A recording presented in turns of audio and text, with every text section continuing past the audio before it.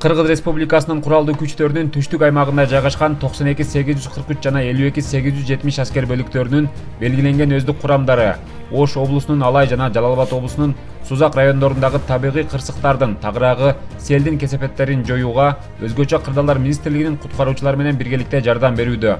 Маалым болгондой 2022 жылдын май айынын башында катуу жааган жамгырдын кесепетинен Алай, Сузак жана башка райондордо нөшөрлөп жааган жамгырдын айынан бир нече айылдарда турак үйлөргө жана социалдык объектилерге суу кирип, көпүрөлөр жараксыз абалга келген.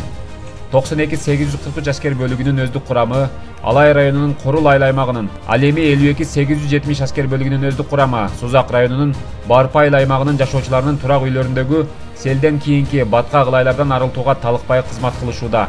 Эскерте кетсек, Коргоо министрлигине караштуу аскер бөлүктөрү буга чейин да Өзгөчө кырдаалдар министрлиги менен биргеликте республиканын аймагында катталган табигый кырсыктардын кесепеттерин жоюуда чогуу иш алып барып келет.